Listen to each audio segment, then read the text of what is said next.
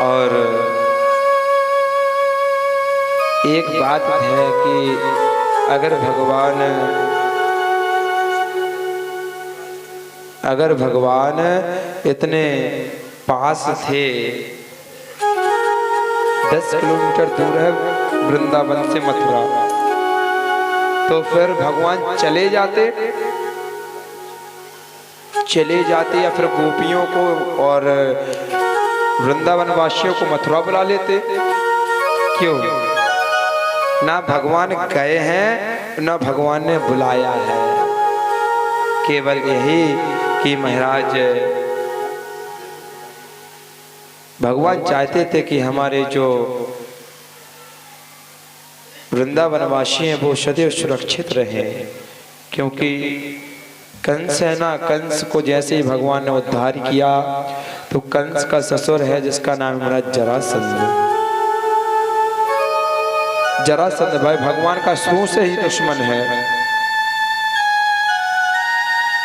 कई बार भगवान से हारा भी, लेकिन भगवान ऋषियों की लाज बचाने के लिए जरासंध से भगवान स्वयं हार गए थे। ऋषियों से पूजा पाठ करवाई और कहा अगर आज हम अयोध्या हार गए तो तुम उन लोगों को छोड़ेंगे नहीं। इसलिए भगवान ने ऋषियों की रक्षा करने के लिए, अगर हम जीत गए फिर से तो यह दुष्ट उन ऋषियों को मार देगा।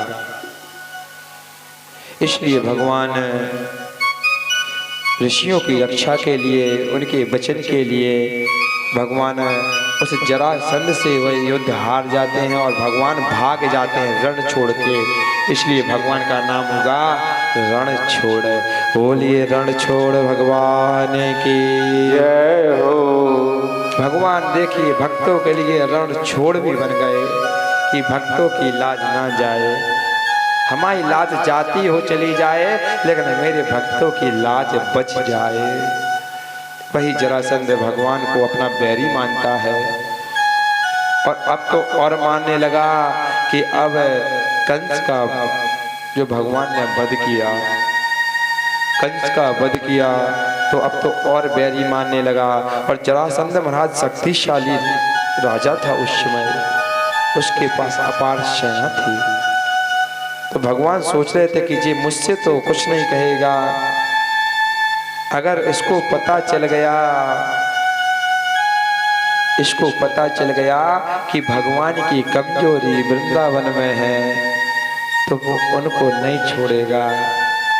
इसलिए भगवान तड़पते रहे लेकिन वहां नहीं गए। क्योंकि जो दुष्ट होता है वह अगर सामने वाले से नहीं जीतता तो उसके जो कमजोरी होती है, परिवार होता है, संबंधी होते हैं, उनको नुकसान पहुंचाते हैं। और भगवान नहीं चाह रहे थे कि हमारी वजह से किसी महाराज वृंदावनवासी ब्रजवासियों को तकलीफ हो। इसलिए भगवान स्वयं उनकी विरह में तड़पते रहे। आज भगवान ने उद्धव को ज्ञान के साथ प्रेम दिया। बोलिए उद्धव जी महाराज की जय हो। भगवान कृष्ण कन्हैया लाल की जय हो।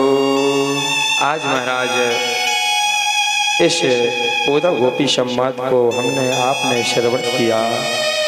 आगे चल के महाराज समय का अभाव है, आज कथा भी हमको विराम की ओर ले जाना है।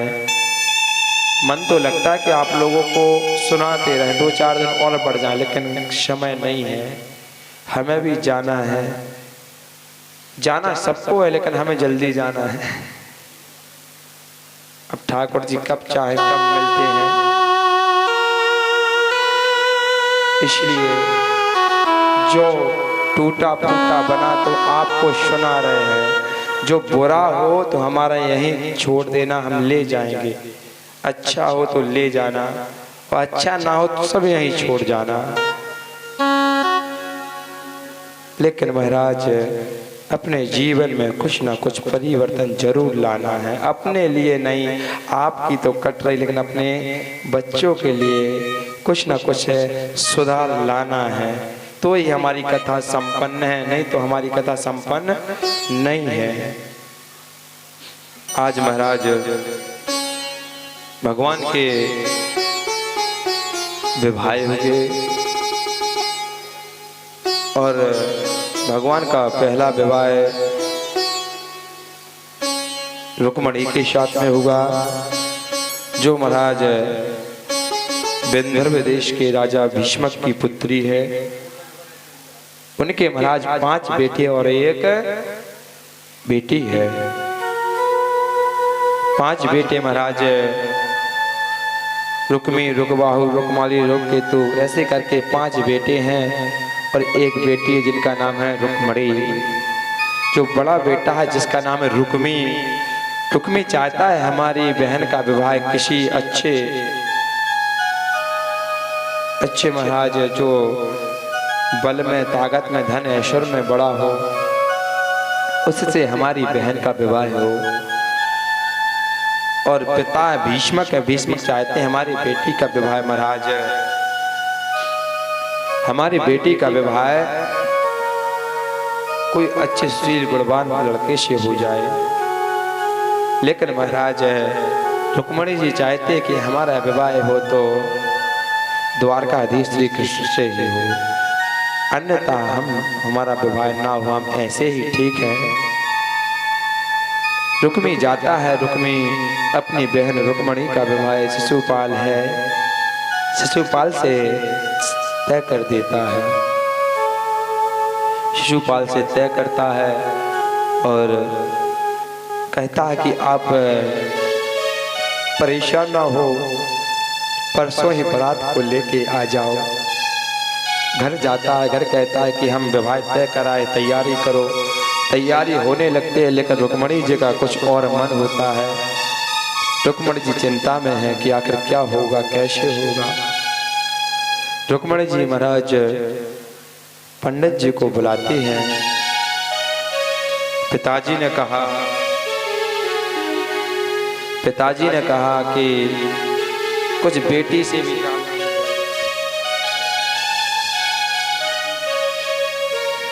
बेटी से भी जान लेने दो। बोले कुछ नहीं, बढ़िया है, हम बोल के आए हैं, अच्छा लड़का है और आप लोग तैयारी कीजिए। पिताजी की बात को भी काट दिया। रुक्मणी जी चिंतित हैं। जैसे कहा कि द्वारकाधीश श्री कृष्ण योग्य वर है अपनी रुक्मणी के लिए, लेकिन उसके बात का निरादर करके महाराज कहते हैं हमने शिशुपाल को वचन दिया अगर बहन का विवाह होगा तो शिशुपाल के ही साथ होगा। और चिंतित रुक्मणी ने क्या किया जाए। आज बहन की महाराज लगा कि कहीं बहन गलत कदम ना उठा ले, तो बहन की महाराज पहरेदारी बढ़ा देते हैं रुक्मी। और आज रुक्मणी जी वहाँ के गांव के पंडित जी को इशारा करके बुलाते हैं कि हे विप्र, हे ब्राह्मण देव, आप मेरा छोटा सा कार्य करें तो इस बेटी की जान बच जाएगी। अगर आप इस चिट्ठी को द्वारका पहुंचा दें तो आपके इस उपकार को हम कभी नहीं भूलेंगे। आज वह ब्राह्मण देव रुक्मणी जी की बात को मानता है, चिट्ठी को लेकर द्वारका जाता है। द्वारका में जैसे महाराज भगवान को चिट्ठी देता है, भगवान कहते हैं भगवान चिट्ठी दिए, उसमें लिखा था कि शीघ्र ही आके हमारा वर्ण करो, नहीं तो हम इन प्राणों को त्याग देंगे। आज पंडित जी आगे आगे उनके पीछे भगवान दाऊ भैया पूछते कन्हैया कहाँ जा रहे हो। कुछ नहीं, आ रहे हैं, थोड़ा पंडित जी के साथ काम आ गया। चले जाते हैं। उधर रुक्मणी जी महाराज अपनी कुल देवी की आराधना करने के लिए बिटिया विवाह के पहले ही दिन कुल देवी के मंदिर जाती है। रुक्मणी जी भी मंदिर गई, उनके साथ काफी सैनिक थे उनकी रक्षा के लिए। जैसे ही मंदिर गई, मंदिर में प्रार्थना करती हैं कि हे कात्यायनी माता,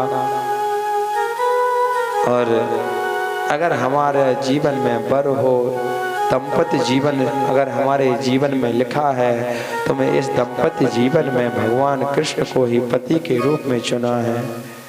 उनके सिवा मैंने और किसी भी अन्य पुरुष के बारे में विचार तक नहीं लाया। आज हमारी इस मनोकामना को पूर्ण करना प्रार्थना कर ही रहे थे कि कात्यायनी विद्महे कन्याकुमारी च धीमहि तन्नो श्री दुर्गा प्रचोदयात्। उसी समय महाराज ब्राह्मण देख रहे कि ब्राह्मण अभी कोई पता नहीं, ब्राह्मण तो देखा लेकिन ब्राह्मण को देखते ही महाराज पीछे देखा कि हमारे कन्हैया आ रहे हैं। वो कन्हैया को आते हुए जैसे ही देखा तो जितने भी महाराज सैनिक थे जो रक्षा में खड़े हुए थे देख रहे थे कन्हैया आए। कन्हैया ने रुक्मणी जी का हाथ पकड़ा और रुक्मणी जी को ले जा रहे हैं। सब सैनिक हैं, भगवान की ऐसी माया फैली कि सब सैनिक कह रहे देखो कितनी अच्छी जोड़ी है, कितने अच्छे लग रहे हैं हमारी रुक्मणी जी कन्हैया के साथ, कितनी प्यारी लग रही हैं। सब वही सैनिक माया के बलबूते भगवान की प्रशंसा कर रहे हैं, भगवान के जोड़े की प्रशंसा कर रही हैं।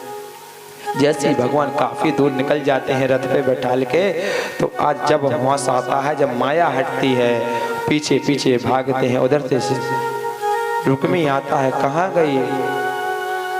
तो जैसे देखा कि सब प्रशंसा, वो तो ले गयो।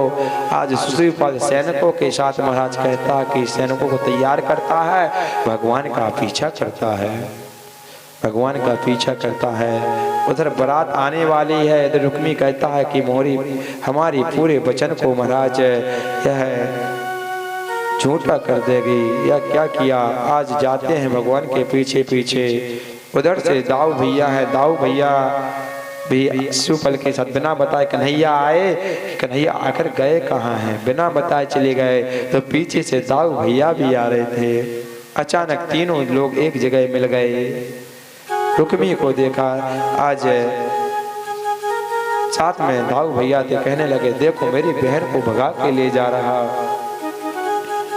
तो आज कन्हैया कहते हैं कि दाऊ भैया मैंने हरण नहीं किया, पहले देखो तांगे की रस्सी किसके हाथ में है। तो कन्हैया ने तांगे को हाँकने के लिए रुक्मणी जी को आगे बैठा दिया, खुद पीछे बैठे थे। लेकिन कन्हैया मैं दाऊ भैया मैंने इनकी बहन का हरण नहीं किया, बल्कि इनकी बहन ने हमारा हरण किया है। हम कहाँ गलत हैं? आज गुस्सा होने लगे, जैसे कहने लगे कि अभी सबक सिखाऊं इनको, रुक्मी को। तो आज रुक्मणी मैया कहने लगी कि आपका एक लौता प्यारा बड़ा साला है, साले को मारा नहीं जाता, गले लगाया जाता है। दाऊ भैया ने उसको वो शांत करवाया, इसलिए भगवान का पहला विवाह रुक्मणी से हुआ। दुल्हा बने रे नंदलाल के रुक्मणी दुल्हन बने। हाँ, दुल्हा बने रे नंदलाल के रुक्मणी दुल्हन बने। दुल्हा बने